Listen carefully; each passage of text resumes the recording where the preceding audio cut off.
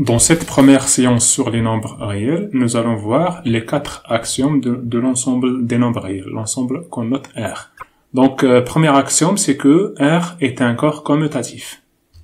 On va deuxième axiome, c'est que R est un corps totalement ordonné. Troisième axiome, c'est que R est archimédien. Et quatrième axiome, c'est que R satisfait l'axiome de la borne supérieure.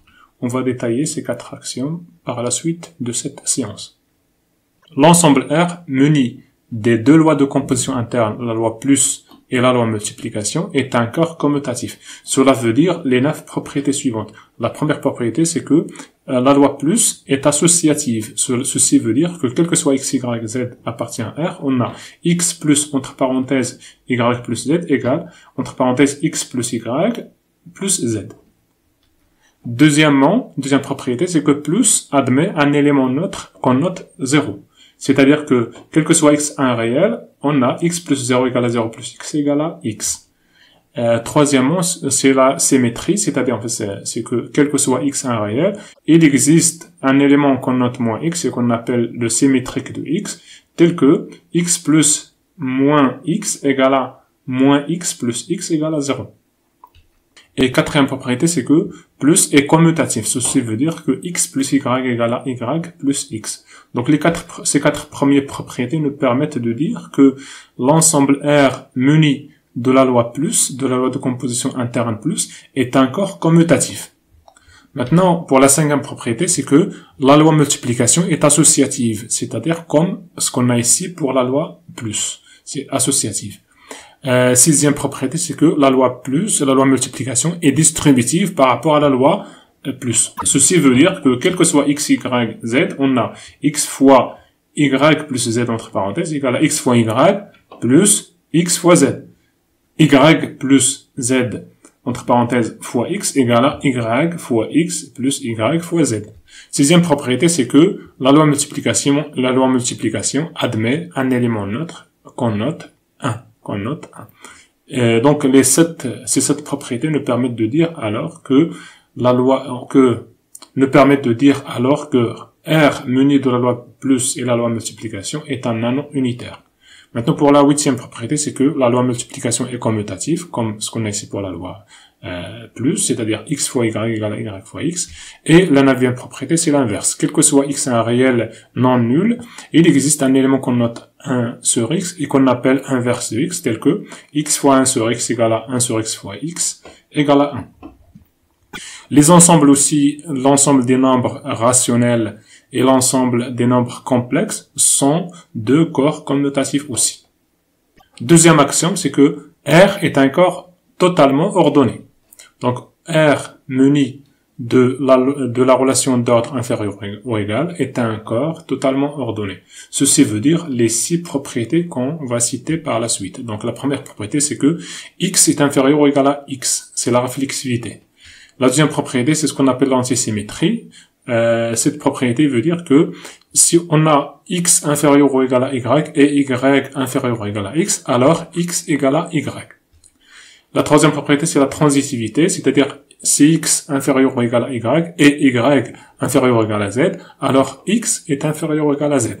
Quatrième propriété, si ou bien on a, c'est la relation d'ordre et des totales, ceci veut dire que ou bien on a x inférieur ou égal à y, ou bien y est inférieur ou égal à x.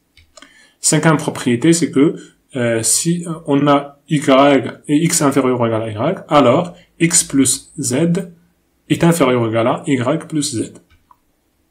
La sixième propriété, si on a x et y sont positifs, alors leur multiplication est positive aussi. Ces 2 dernières propriétés nous permettent de dire que la relation d'ordre est adaptée à la structure de corps de R, à la structure de corps de R.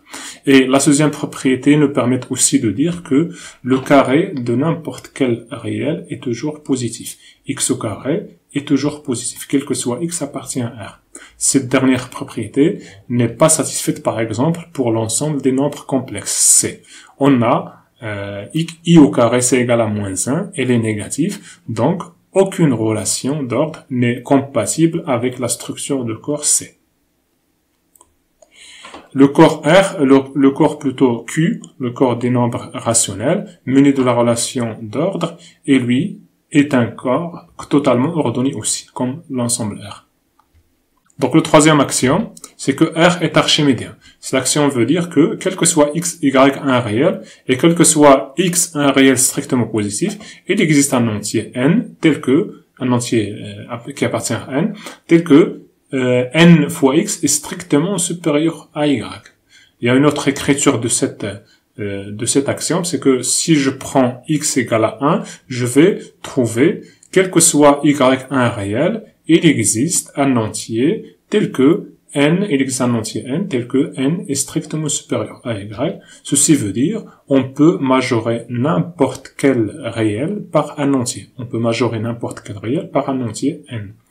Donc par exemple, si je veux montrer que, quel que soit y supérieur à 0, il existe un entier n tel que 1 sur n est inférieur à epsilon, il suffit ici de prendre y égale à 1 sur epsilon et j'applique cette propriété-là. Quel que soit y appartient à R, il existe un entier tel que, un entier n tel que n est strictement supérieur à y. Ici, on pose y égale à 1 sur epsilon, donc il existe un entier grand N tel que grand N est supérieur à 1 sur epsilon, ce qui implique 1 sur n est inférieur à epsilon. Donc là, le quatrième axiome, c'est l'axiome de la borne supérieure. Toute partie non vide et majorée de R admet une borne supérieure. Donc toute partie majorée, non vide majorée de R admet une borne supérieure. Donc on va citer ici quelques définitions. Soit à une partie de R, on appelle majorant de A si l'on existe tout élément M tel que, quel que soit X appartient à A, X est inférieur ou égal à M. On appelle minorant de A si l'on existe tout élément M tel que, quel que soit X appartient à A, X est supérieur ou égal, cette fois-ci, M, supérieur ou égal, au lieu de inférieur ou égal ici pour majorant. Donc, on appelle partie majorée, respectivement minorée, si l'on possède un majorant. S'il possède un majorant. A est dite majorée si elle possède un majorant. Elle est dite minorée si il possède un minorant. Elle est dite bornée, A est dite bornée si elle est à la fois majorée et minorée. Donc on va maintenant parler de la borne supérieure, la définition de la borne supérieure. Donc la borne supérieure d'une partie A, si l'on existe, c'est le plus petit de ses majorants. On la note sup A. Et borne inférieure de A, si l'on existe, c'est le plus grand de ses minorants. On la note inf A. Et troisièmement, le plus grand élément de A, si l'on existe, c'est un majorant qui appartient à A. On le note max A. On le note max A.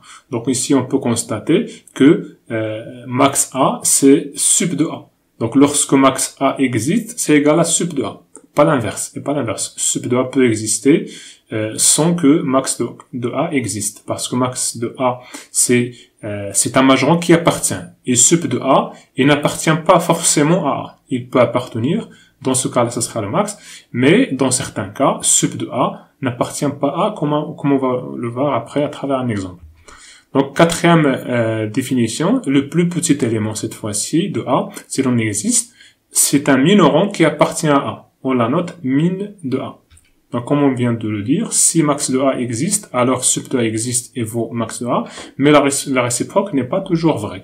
Si max de A existe, en fait, si sup de A existe plutôt, ça ne veut pas dire que max de A existe. Ici, en fait, on va donner un exemple. On prend A égale à 0,1 fermé et B égale à 0,1 ouvert du côté de 1. Alors, on a sup de A égale à 1 et max de A égale à 1. Donc, le sup de A égale à 1 et max de A égale à 1.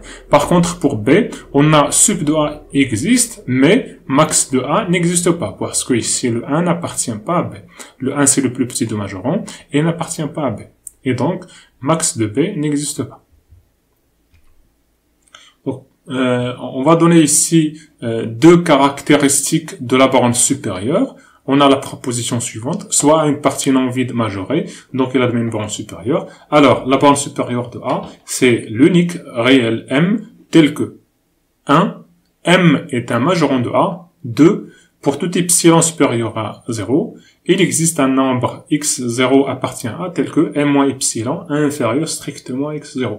Donc on va montrer cette proposition dans les deux sens. On va supposer que m égale à sub de a, et on va montrer dans ce cas que m satisfait 1 et 2, puis on va montrer dans l'autre sens, si m satisfait 1 et 2, on va montrer que m est égal à la borne sup.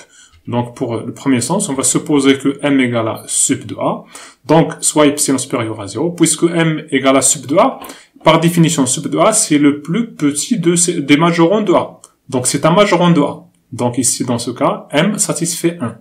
Et puisque c'est le plus petit des majorons, ceci signifie que m moins epsilon n'est pas un majoron de a. Cela veut dire que, puisque m moins epsilon n'est pas un majoron, cela veut dire qu'il existe un x0 appartient à tel que m moins epsilon est inférieur strictement à x0, c'est-à-dire 2. C'est-à-dire m satisfait 2 aussi.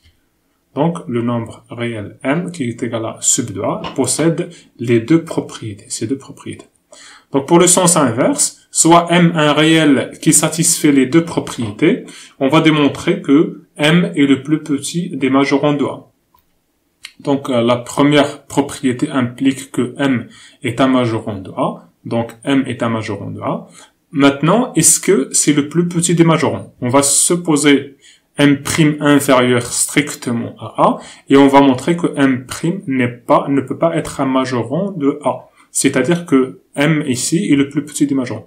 Donc, soit m' inférieur strictement à m, on pose alors epsilon égale à m moins m', donc il est strictement positif parce que m est strictement supérieur à m', donc epsilon ici est strictement positif. On va appliquer la propriété 2, donc 2 veut dire qu'il existe un x0 appartient à 1, tel que m' qui est égal à m moins epsilon, epsilon ici c'est m moins m', est inférieur strictement à x0. C'est-à-dire en fait que m' est inférieur strictement à x0. Ceci veut dire que m' n'est pas un majoron de a. Donc, tout majoron de a est donc supérieur ou égal à m, ne peut pas être inférieur strictement à m, ici. Autrement dit, m est bien le plus petit des majorons de a. Donc, la deuxième caractéristique peut être remplacée par cette propriété, c'est que on peut la remplacer par 2'. Il existe une suite d'éléments de a qui convergent vers m. Donc, on peut remplacer le 2 par 2'. Et donc, on va donner juste un exemple, on va pas faire la démonstration ici. La démonstration, en fait, nécessite la définition de la convergence d'une suite qu'on va voir après. Mais, dans la pratique, on peut l'utiliser directement.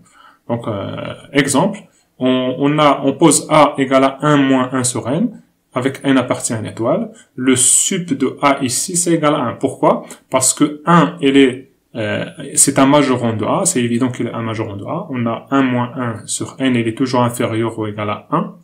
Et on a la suite 1 moins 1 sur n tend vers 1. Donc 1 est la borne sup de a. Donc, comme je l'ai dit, l'équivalence entre 2' et 2 peut être démontrée à l'aide de la définition de la convergence d'une suite.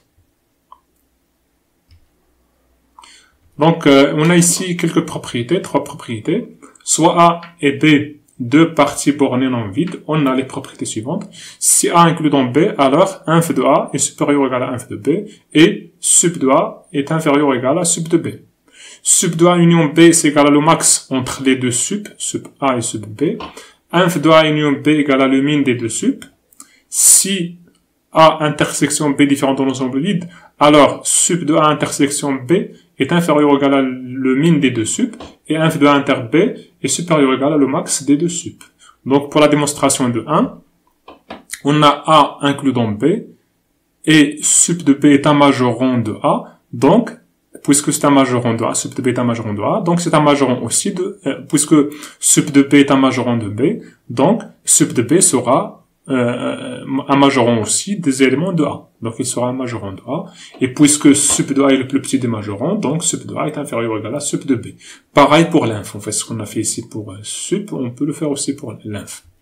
Donc pour 2 maintenant, sup de A union B égale à le max des deux sup. On va supposer par exemple que sup de A est supérieur ou égal à sup de B. On peut faire pareil aussi si on suppose sup de B supérieur ou égal à sup de A. Donc, supposons que sup de A plutôt, supérieur ou égal à sup de B. Donc, à la fois, sup de A est un majoran de A, et c'est un majoran aussi de B, puisqu'il est supérieur ou égal à sup de B. Donc, il est un majoran aussi de A union B. Donc, sup de A satisfait la première caractéristique de bon sup. C'est un majoran de A union B.